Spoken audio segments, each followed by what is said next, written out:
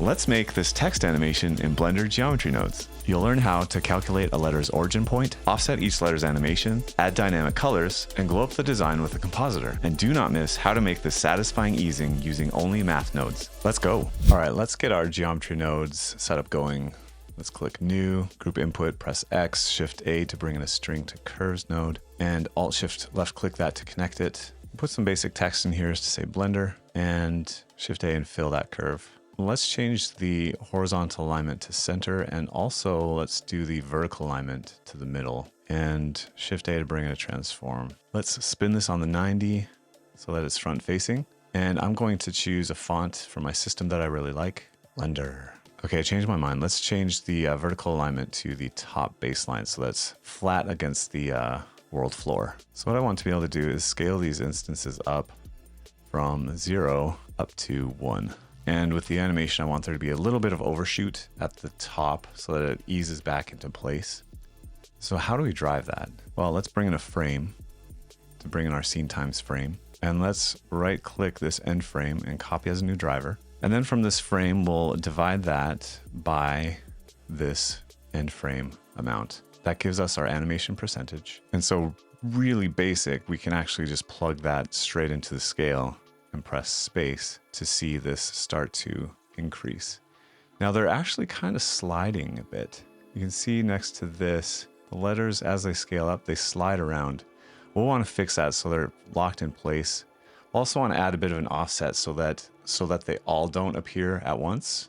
Each letter will start to scale in before the next one. So there's a bit of work we need to do to set that up, but let's focus on one problem at a time. Let's fix the sliding so that these scale from a fixed point. And we can do that with a handy node that I found, which is instance bounds. And this node will give us the minimum coordinate and the maximum coordinate of the bounds of each instance, in this case, each letter. So we can take the minimum coordinate, we can separate out the X and combine that into an XYZ. And so now the point that it will scale up from is the very left of the letter. So if we plug that into the center and shift left arrow to go back to the start of the animation, we should see them animate in without any kind of sliding around. So that fixes that one issue. Let's shorten this animation as well, because that's just way too long. All right, so that's looking pretty good. So right now this is set so that when we reach frame 60, our end frame in the animation, the letters are at full scale. But what I want to do is add a bit of a gap so that they actually fully scale in, and then there's a bit of a delay before the animation truly ends. So we can do that really easily by, we'll copy this driver, right click, and then we'll Shift A to bring in a math, and we'll paste that driver in here. So that's our target, and we'll subtract 30 frames. And that reminds me to go in and change the output to a 30 FPS.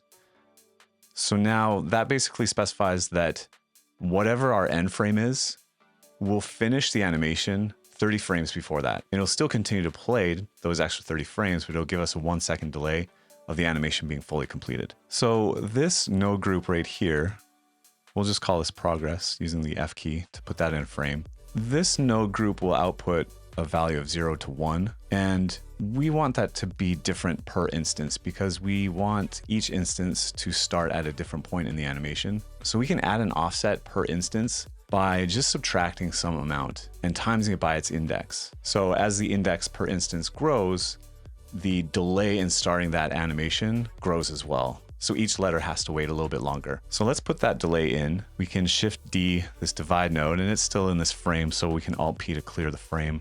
And let's change that to subtract and pull in a math node here and Shift A to bring in an index node. So we'll take the index value of each instance and we'll times it by some number. Let's try 0.1 maybe, and set that to multiply. And then we'll subtract that value. And you can see here how that starts to adjust the timing of this animation, how each instance is scaling in. And it looks kind of linear. The tops of these letters, it's kind of a straight line. So we can tweak that just a little bit by shifting this math node, and we can throw in a power here. And it doesn't have to be too big, but it gives it more of kind of a curve along the tops of those letters. So small detail, but I think it makes a good difference. Let's shift left arrow. That's interesting. Okay, so At this point, I think because we're subtracting this offset, the values are going outside 0 and 1. I think that's what's going on, why it's flipping. So let's Shift D this math node, and we'll say this will have a minimum of 0. Well, in this case, we'll use the maximum node, and we'll set the maximum to be 0. So now if the values fall below 0 into the negatives, this maximum node is kind of confusing. The maximum node will ensure that the values are no lower than 0. So one handy tip someone told me was the max controls the min. So the maximum node is going to control the minimum value that it can be, and the min controls the max. So the minimum node controls the maximum value that can be achieved. And we can do the same thing just for just cover our bases. We can say this will be a minimum of 1. It's totally backwards. Like you'd think the max and min would be 0 minimum, 1 max. But the max controls the min controls the max. Okay, so now everything disappears off the screen because those letters were all in the negatives, the negative offset value. But if we press spacebar, now we see them start to come in at offset timings. I'm going to select these, press F to put them in a frame, and I'm just going to call this instance center. And that just determines the basically the origin from which each instance is being scaled. Now, the timing of this animation looks super flat, super boring. So let's add a bit of a curve to this, and we'll start off just using a basic float curve. Shift A to bring a float curve. And right now it's just linear, so 1 to 1. But we can adjust that by bringing a curve like so. And that's kind of cool. It adds some variation, a nice kind of punch at the end of each scale. But again, I want this to overshoot a little bit. And so with that overshoot, there is a way that you could put that into this float curve just by manually tweaking it.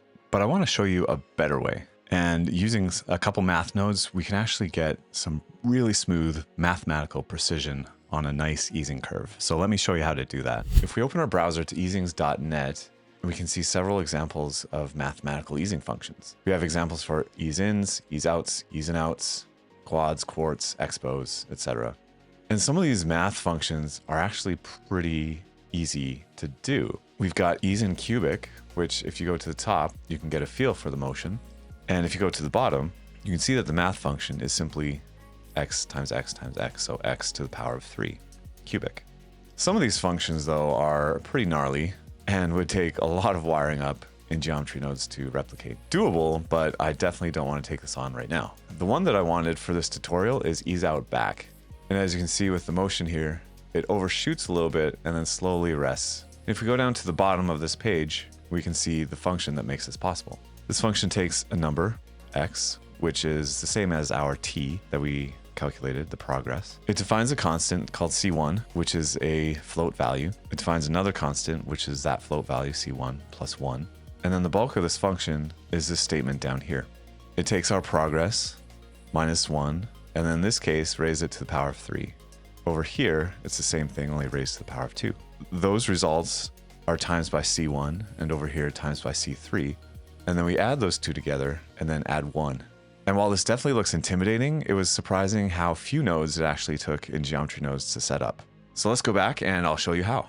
All right, so let's replace this float curve with some math nodes. So select the float curve and press Command or Control X to cut that out, but not break the noodle. And looking at the formula, we have a couple constants. We've got C1, so let's bring in a value node. And C1 is 1.70158. We can rename this node with F2 and just call it C1. What is X? X is our timing, or X is our progress, rather. And that comes out of this minimum node right here. But for now, before we set up all these nodes, let's just Shift D, and we'll just say X is 0.5, and maybe rename that to X. Okay, so the formula has these two math.pow.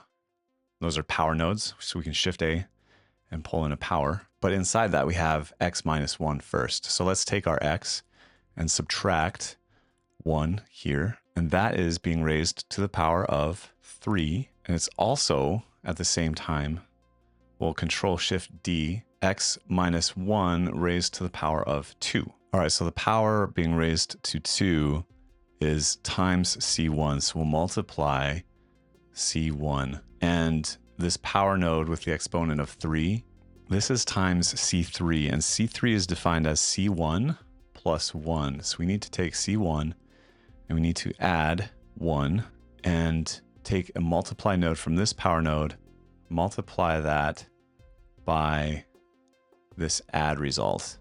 So we're almost done. We need to take these two multiply nodes and add them. There's probably a node wrangler way that you can just take those two nodes and add them really quick, but we'll just do that manually. And then we need to add 1 to this because why not?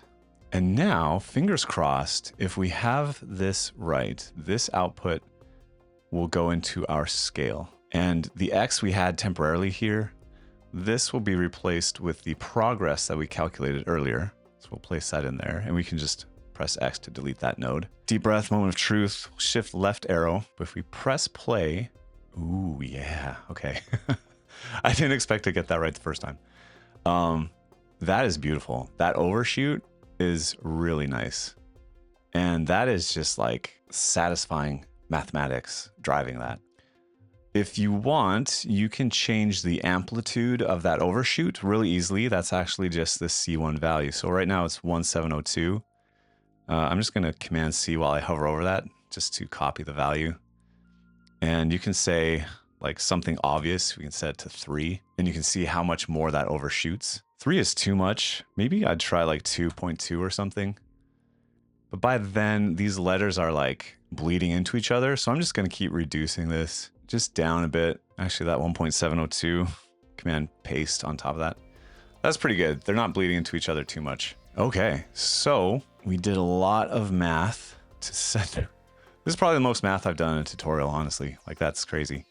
But again, this is just translating it from the easings.net website. And with all these selected, I'll press F to add a frame and I'll call this ease out back. All right, so that's basically our text animation. Now we have to make this look good. Let's add a basic material. Shift A to bring in a set material node, and we'll pick the material here. We'll jump into our shading, and we don't need a principled BSDF. We can just press X on that.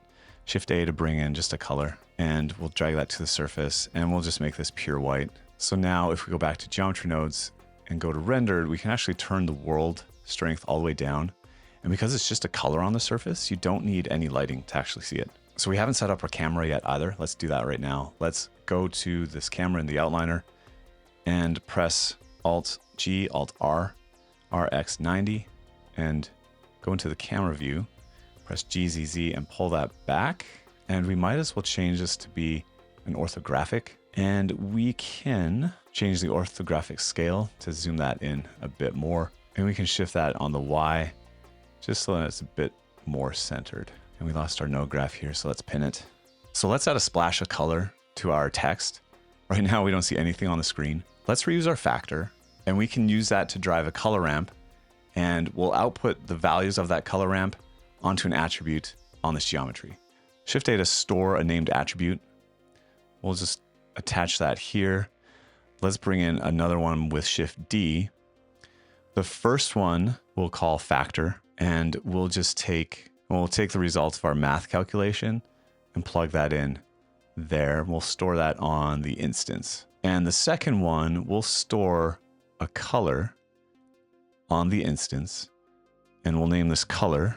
Again, I still don't know if they fixed the bug where if you call this color without a U, it overwrites an internal property or an internal attribute. So I'm going to name that color with a U just to avoid a conflict. And then we can Shift A to bring in a color ramp. And that factor, because there's easing on this math, it's going to overshoot 1 and then rest at 1, which means the numbers coming out of it are over 1. So I'm going to add another minimum and maximum setup just so that we clamp these values. So the min controls the max controls the min. So we'll say minimum of 1, that'll clamp that 1 overshoot, and a maximum of 0. So now we can safely assume that these values are between 0 and 1, which we can use as a factor on this color ramp. And we'll plug this color into the store named attribute. And then I'm just going to set these stops to some colors that I like a contrasting orange and a contrasting blue. That looks pretty good. And now to read those values, we'll go into the shading tab, and I'm just going to take that color from an attribute, from an instancer, and we'll grab the color value and plug that into the surface. So that's looking good. You can see that it's starting to shift colors there. And if we go to the very start of the animation, we get this cool color shift. All right, so I'm gonna go into our shading tab and let's turn the world strength down here and let's pull out a compositor tab. Let's do some basic compositing just to liven this up and we'll be finished. So let's click new, and to start, we can Shift A to bring in a glare node, although that makes me realize that we need an emission set up here instead, and we'll give that a strength of maybe 10. And we'll set the streaks to a bloom, high quality, and go over to our viewport shading and turn on the compositor always. And there we can see our bloom. That's looking a lot better. I love when that bloom comes in. What I think would be cool is if we Shift D this glare, and then if we add a sunbeams, let's go to the view camera. We can adjust the sun position of those sunbeams, and this is probably X and Y. So the Y value down here will affect the verticalness of the sunbeams, we'll call it. So let's drive that with a percentage of the animation. Let's Shift A to bring in a mix vector node. And this was 0.5, 0.5 at the start. So I want that to be 0.5, 0.5 at the end. So then let's plug this into sun position, change the factor down to 0 and 0.5 on the X. And at the very start of the animation, let's do something down below like 1. And if we drive this factor from 0 to 1, you can see the sunbeams sweep up like that. So to do that, let's Shift A to bring in a frame, and we'll just divide that by some arbitrary number to slow it down. So we'll say 10, and then we'll use that to drive the factor here. So Shift left arrow. I think that's pretty cool. So one thing that I want to adjust about this is when the letter first comes on screen, it's got these massive sunbursts or massive sunbeams. I want that to kind of gradually fade in as the letter gets bigger, as if the power of its emission is gaining strength. So let's take that factor that we had in the geometry nodes and let's read that in here. We'll take the factor and we'll plug that factor into the strength. So now we can Shift A and add a math node here, and we can multiply that by 10. So now you can see there's just a faint sunbeam there. The light's not as intense. And as the letter gets bigger, now you have a much more intense emission coming from that letter. That's looking pretty good. I think we're almost done. There's not much more I'd add to this. The only thing I didn't like is how it just kind of sits there at the end for that split second. And so I want to add a bit more motion to that. So if there's a bit of movement on screen, and a quick way to do that is just throw in a sensor noise, and we can make that animated so that there is in some way some movement still instead of just a still image. Final tweak, I want to change where this BL is, that L is coming in a little bit late. And so I want to try changing this power exponent. If we adjust that, we can adjust when that L comes in. It was what, 0.5? And it's just a little too late for me. So let's raise that exponent, maybe 0.8 we'll say, and Shift left arrow. Yeah, that feels a lot better to me. And this bloom or this sunbeam is looking pretty extreme. So let's jump back into the compositor and let's just dial that down. Maybe like 0.2-ish. That's a lot better than 1. So yeah, that's a lot better than 1. Let's leave it at 0.2. I think we can probably call it there. That's looking pretty awesome. Okay, so to render, let's go into our render tab. You can try color management. I like to play around with the look, the contrast, just to see if there's something that makes it a little bit cleaner look. That looks pretty cool. I'm gonna leave it at a medium high contrast, maybe even a high contrast actually. I like that. Let's go into the output, and you can leave your resolution at 1920 by 1080. I'm recording at 1440p now, so I'm gonna output to that. We'll change the media type to video. The encoding from Matryoshka to MPEG-4. Video codec you can leave at H.264, and the output quality you can change to perceptually lossless, and that should be everything. You can go up to the render menu and render your animation. Thanks for watching. I've been super excited to show you the easing trick with math nodes. And if you enjoyed the tutorial, subscribe to see more, and in the meantime, click the next one popping up to keep learning awesome stuff.